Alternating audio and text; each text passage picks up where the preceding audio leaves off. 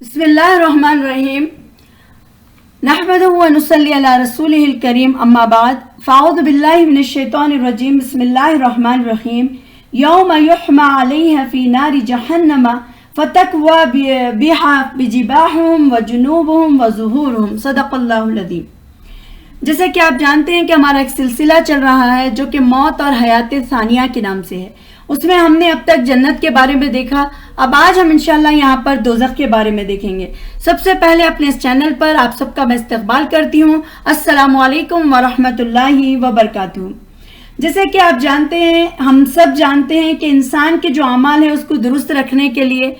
جزا اور سزا دونوں کا ہونا ضروری ہے،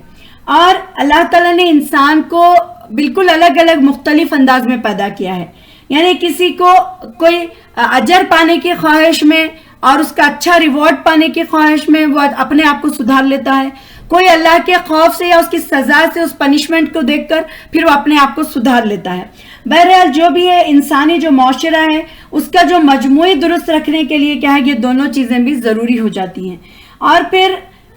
جو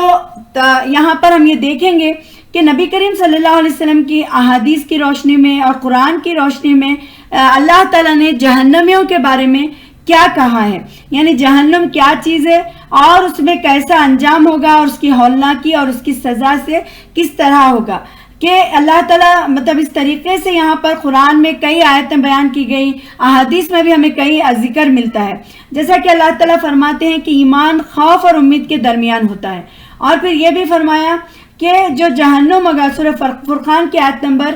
12 میں اللہ تعالیٰ فرماتے ہیں کہ جب وہ دوزخ ان دوزخیوں کو دور کر کے فاصلے سے دیکھے گی تو اس کو چیخنا اور چنگھاڑنا سنیں گے، یعنی جب وہ آئیں گے تو دور سے دوزخ ان کو دیکھ کر چیخنے اور چلانے لگے گی۔ کیونکہ آپ دیکھیے کہ دوزخ جب انسانوں کو دیکھے گی اور دوزخ میں جو سزا ہوگی اس کی تفصیلات جو دی گئی ہیں قرآن اور حدیث میں، کہ دوزخ ایک انتہائی ہولناک جگہ ہے، اور اس کی ہولناکی اس طرح بیان کی گئی ہے کہ دل ان سینوں کے اندر دہل جاتے ہیں۔ اور ان کی جو تفصیلات ہیں یہ بھی پتہ چلتا ہے کہ دوزخ میں صرف جسمانی عذاب ہی نہیں ہوگا، بلکہ وہاں پر ذلت اور رسوائی کی بھی تکلیف پہنچائی جائے گی، اور وہاں پر ندامت ہوگی، شرمندگی کا بھی اذیت اللہ تعالیٰ وہاں پر دیں گے۔ اور پھر یہ کہ انسان جب یہ برا انجام دیکھے گا تو وہ تڑپ تڑپ کر کہے گا کہ اے کاش ہمیں دنیا میں جانے کا موقع ملے تو ہم بڑے ہی نیک بن جائیں گے اور اپنی زندگی کو گزار لیں گے۔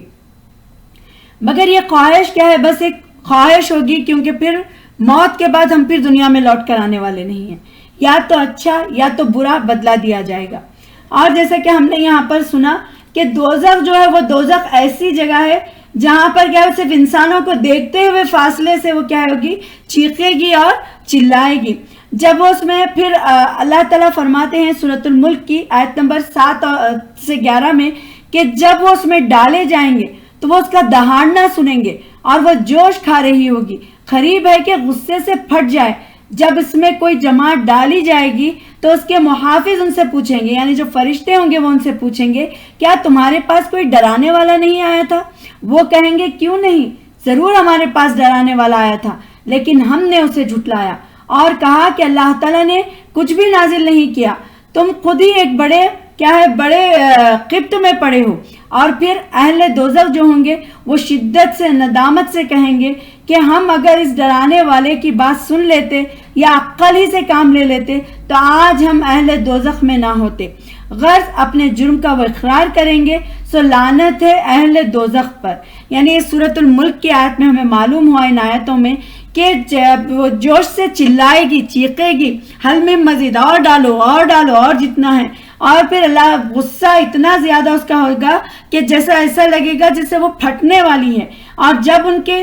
جب ڈالا جائے گا تو وہ جو اطراف میں جو فرشتے ہوں گے، جو محافظ ہوں گے، اور وہ ان سے پوچھیں گے کیا تمہارے پاس ڈرانے والا نہیں آیا تھا؟ یعنی پھر انسان اپنے ہی چالوں پہ نادم ہوگا، کیونکہ آپ دیکھیے ہمارے پاس کئی انسان آتے ہیں،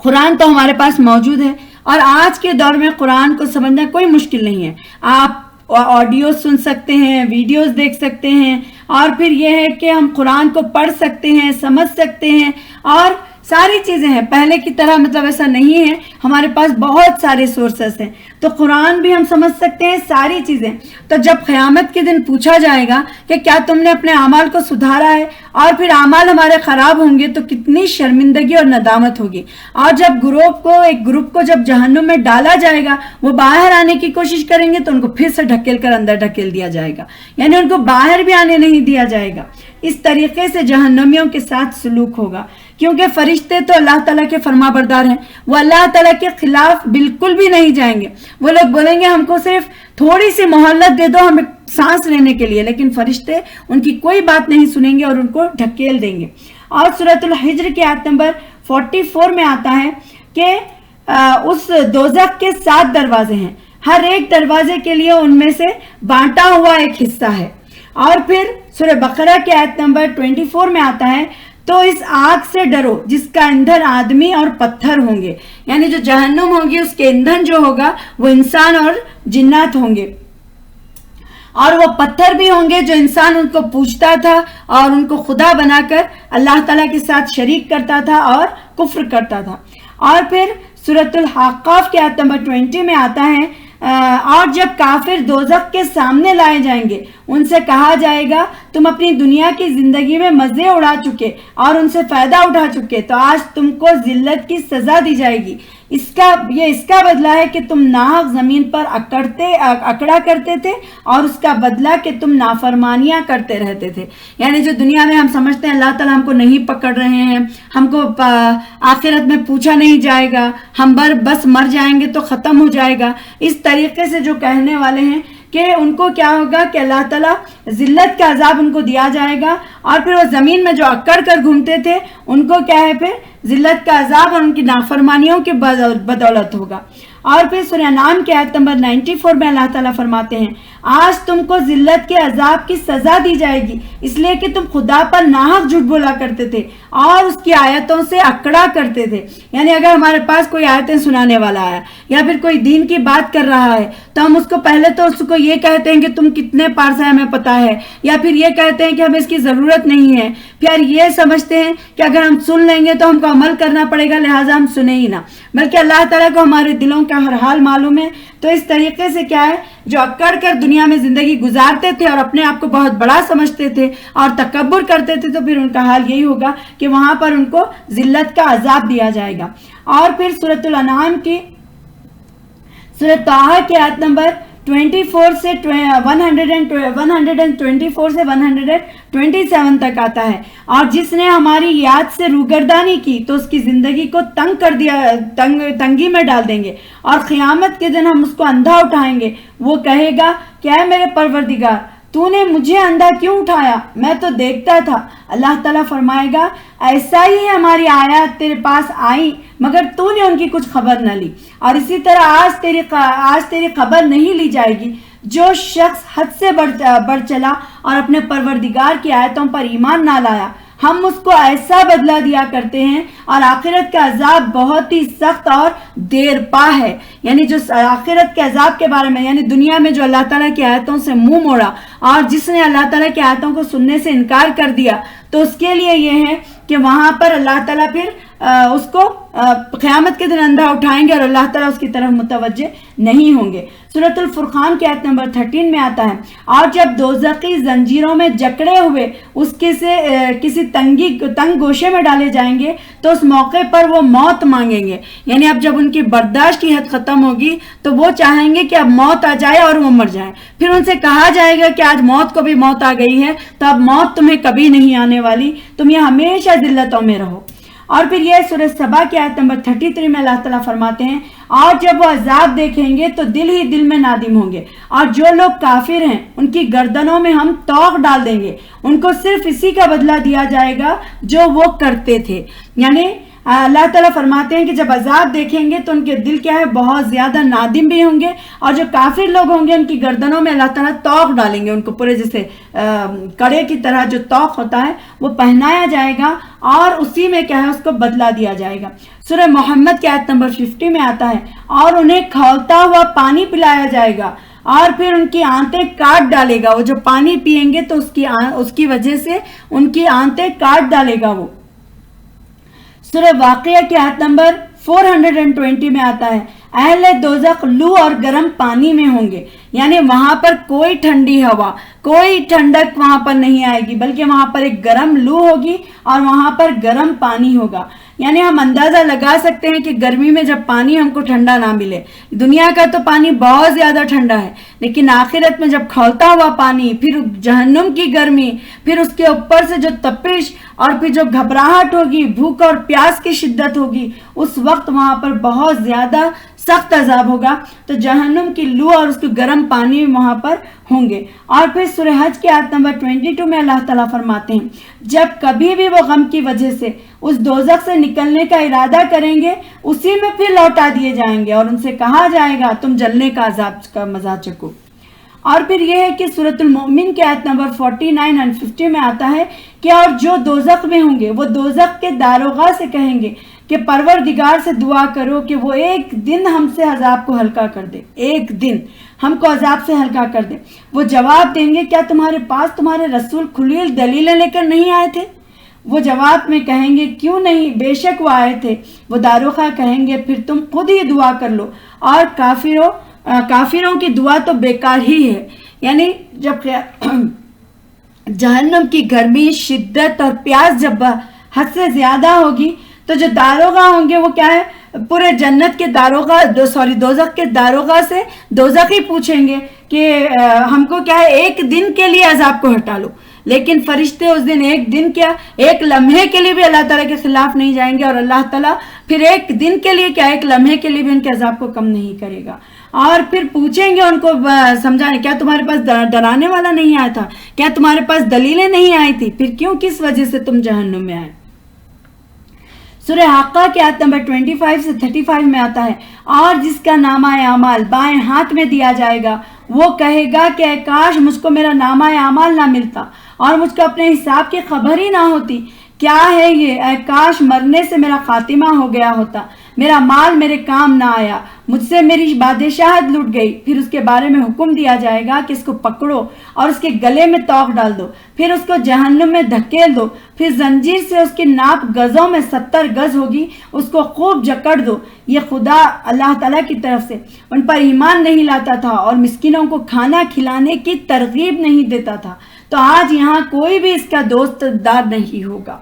یعنی اللہ تعالیٰ جو فرما رہے ہیں کتنی بڑی بات ہے، خالی مسکینوں، اور یہ بھی ہے کہ جو اللہ پر تو ایمان نہیں لایا تھا، پھر اس کے بعد جو ایمان لاتے ہوئے مسکینوں کو کھانا کھلانے کی ترغیب نہیں دیتا، یعنی خود بھی نہیں کھلاتا اور دوسروں کو بھی اس سے روکتا ہے، تو اس کا بھی عذاب یہی ہے کہ ان کو پکڑ کر اللہ تعالیٰ زنجیروں کے ساتھ کھینچ کر ان کو جہنم میں ڈال دیں گے۔ اور یہ آگ کیا ہے، ان کے منہ سے آگ ان کے منہ کو جھلس دے گی، اور پھر وہ اس میں اتنے بدشکل ہو جائیں گے اور ان سے پوچھا جائے گا کہ کیا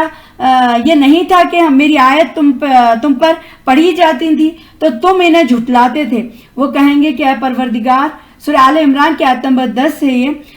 مومنون کی آیت نمبر 104 اور 120 ہے یہ، کہ اس میں کہا گیا ہے کہ ہم پر ہماری بدنصیبی غالب آ گئی اور ہم گمراہ لوگ ہیں، اے ہمارے پروردگار ہمیں اس سے نکال دے، اگر ہم پھر برے کام کریں تو بے شک ہم ظالم ہیں۔ اللہ تعالیٰ فرمائے گا اسی میں خور پڑے رہو اور مجھ سے بات نہ کرو۔ میرے بندوں میں سے ایک فریق جو کہا کرتا تھا کہ اے اللہ ہمارے پروردگار ہم ایمان لائے،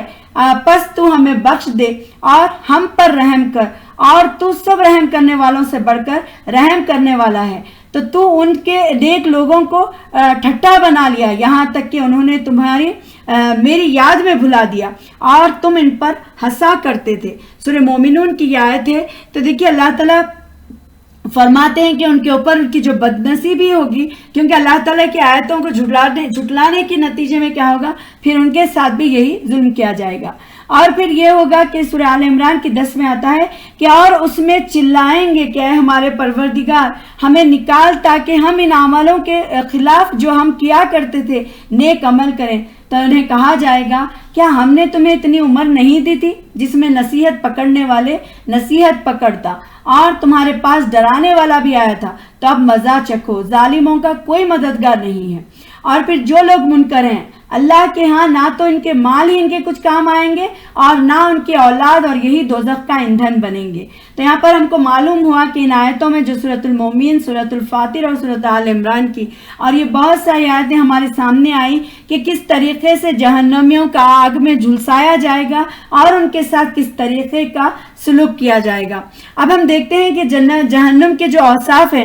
ان کو نبی کریم صلی اللہ علیہ وسلم نے کیا بیان کیا ہے۔ نبی کریم صلی اللہ علیہ وسلم فرماتے ہیں کہ اگر تم جان جاؤ جو میں جانتا ہوں تو تم ہنسو گے کم اور رو گے زیادہ، اور عورتوں سے بستروں پر لطف اندوز نہ ہوگے، اور تم اللہ کی پناہ طلب کرنے کے لیے جنگلوں میں اور صحراؤں میں چلے جاؤ گے۔ اور پھر جہنم میں جو آگ کا عذاب ہے، اس کا عذاب کے بارے میں آتا ہے، نبی کریم صلی اللہ علیہ وسلم نے فرمایا کہ جہنم کی آگ دنیا کی آگ سے 69 گنا زیادہ گرم ہے۔ صحیح مسلم کی یہ حدیث ہے۔ اور قرآن کی سورہ مدثر آیت نمبر 29 میں اللہ تعالیٰ فرماتے ہیں آگ نہ باقی رکھے اور نہ چھوڑے اور آدمی کو جھلس دے، یعنی آگ کی جو شدت ہوگی وہ اس طریقے سے ہوگی کہ وہ کیا ہے، آدمی کو کیا کرے کہ وہ باقی نہیں رکھے گی بلکہ وہ پورا جلا کر راکھ کر دے گی۔ نبی کریم صلی اللہ علیہ وسلم کا فرمان ہے کہ صحیح بخاری میں آتا ہے قیامت کے دن عذاب کے اعتبار سے سب سے کم وہ شخص ہوگا جس کے دونوں پیر کے نیچے انگارے رکھ دیے جائیں گے، اور پھر جن کی وجہ سے ان کا دماغ کھول رہا ہوگا جس طرح ہانڈی اور کتیلی جوش کھاتی ہے۔ تو یہاں پر ہم کو یہ پتا چلا کہ جیسے ہانڈی میں ہم سالن بناتے ہیں یا پھر کوئی چیز کھولتی ہے، اسی طریقے سے کیا ہوگا جب ہمارے اللہ محفظ نہ کہ جب جہنمیوں کو پیروں کے نیچے جب آگ رکھی جائے گی تو ان کے سر کیا ہے، کھولائے جائیں گے۔ اور پھر سورہ توبہ کی آیت نمبر 35 جو کہ میں نے شروع میں تلاوت کی تھی، اس آیت میں اللہ تعالیٰ فرماتے ہیں کہ اس دن خزانے کو آتش دوزخ میں تپایا جائے گا، پھر ان سے ان کی پیشانیاں اور ان کے پہلو اور پیٹوں کو داغا جائے گا۔ اور پھر جہنم کی گہرائی اور چوڑائی کے بارے میں آتا ہے کہ جہنم کے 7 دروازے ہیں۔ اللہ تعالیٰ فرماتا ہے سورۃ الحجر کی آیت نمبر 44 میں کہ اس کے 7 دروازے ہیں، 7 ڈورز ہیں وہاں پر۔ اور پھر دوسرا یہ ہے کہ سورہ نساء کی آیت نمبر 145 میں فرماتے ہیں اللہ تعالیٰ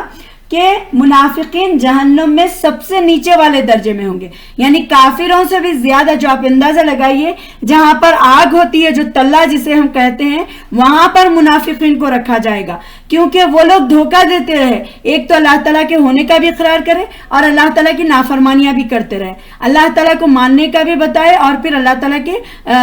خلاف بھی کام کرے اور اللہ تعالیٰ کو نہیں مانا۔ اس طریقے کے جو منافق جو رہتے ہیں ان کو نچلے درجے میں رکھا جائے گا۔ اور پھر صحیح مسلم میں آتا ہے کہ ایک مرتبہ صحابہ نے ایک آواز سنی تو نبی کریم صلی اللہ علیہ وسلم نے فرمایا یہ ایک پتھر تھا جو آج سے 70 سال پہلے جہنم میں پھینکا گیا تھا، وہ آگ میں گرتا چلا جا رہا تھا، اب وہ جہنم کی تہ تک پہنچا ہے۔ یعنی جو 70 سال پہلے جہنم میں پھینکا تھا ایک پتھر، وہ 70 سال بعد تہ میں آیا ہے، تو اتنی اندر ڈیپ اس کی گہرائی ہوگی اور اتنا لمبا اس کا وہ ہوگا۔ اور جہنم خالی بڑی اور آگ والی نہیں ہوگی بلکہ جہنم بھی دہشت کو بڑھانے کے لیے، وہ جہنمیوں کے دلوں پر رعب پیدا کرنے کے لیے وہ کیا کرے گی، غصے سے چیخے اور چلائے گی بھی۔ جیسا کہ سورۃ الفرقان کے آیت نمبر 12 میں آتا ہے کہ جب وہ انہیں دور سے دیکھے گی تو اس کا غصے سے بپھرنا اور دھاڑنا سنیں گے، یعنی وہ اس طریقے سے چیخے گی کہ لوگ اس کی آواز سے ڈر جائیں گے۔ اور پھر دوسری آیت میں اللہ تعالیٰ یہ بھی فرماتے ہیں جیسا کہ ہم نے پڑھا کہ جب اس میں ڈالا جائے گا تو اس کی بڑی زور کی آواز سنیں گے اور وہ جوش مار رہی ہوگی، قریب ہے کہ ابھی غصے کے مارے وہ پھٹ جائے۔ پھر یہ ہے کہ جہنمیوں کے جو ٹھکانہ ہے وہ بدترین حالت میں ہوں گے۔ جہنمیوں کی جو کھال ہے اس کو اللہ تعالیٰ بدلتے رہتا ہے، جیسے اللہ تعالیٰ فرماتے ہیں سورہ نساء کی آیت نمبر 56 میں، بے شک وہ لوگ جنہوں نے ہماری آیت کو ماننے سے انکار کیا انہیں ہم یقیناً آگ میں جھونکیں گے، جب ان کے بدلے کی کھال گل جائے گی تو اس کی جگہ دوسری کھال پیدا کر دیں گے تاکہ وہ عذاب کا مزہ چکھیں۔ اللہم حافظنا۔ اور پھر دوسرا یہ ہے کہ جہنمیوں کو زنجیروں میں جکڑ دیا جائے گا، جیسے کہ اللہ تعالیٰ فرماتے ہیں سورۃ الحاقہ کی آیت نمبر 32 میں، پھر ایک زنجیر جس کی لمبائی جو ہوگی وہ 70 گز ہوگی اور وہ اللہ تعالیٰ کہے گا کہ جڑ دو۔ جہنمیاں پھر اس کے جسم کو ان کے بڑا کر دیا جائے گا، کیونکہ وہ جو عذاب ہے وہ بہت ہی سنگین عذاب ہے۔ اور اس کے لیے ان کے بدن یعنی ان کی باڈی کو بھی اتنا ہیوی کر دیا جائے گا, اتنا بڑا کر دیا جائے گا کہ وہ عذاب کو سہ سکے. ابو ہریرہ رضی اللہ تعالیٰ عنہ سے روایت ہے, فرماتے ہیں کافر کا ایک جو دانت ہے یا اس کی کچلی یعنی جہنم میں کیا ہے, احد پہاڑ کے برابر ہوگی. یعنی اب دنیا میں جو احد پہاڑ ہے اس کی لمبائی جتنی ہے اتنا بڑا ان کا دانت ہوگا, اور اس کی کھال کی موٹائی 3 دن کے مسافت کے برابر ہوگی, یعنی اتنی تھک ان کی چمڑی بنائی جائے گی. صحیح مسلم میں یہ حدیث آتی ہے. اور پھر ایک دوسری حدیث میں آتا ہے جہنمیوں کے کان اور کندھے کے درمیان 70 سال کا فاصلہ ہوگا. یعنی اگر کان سے لے کر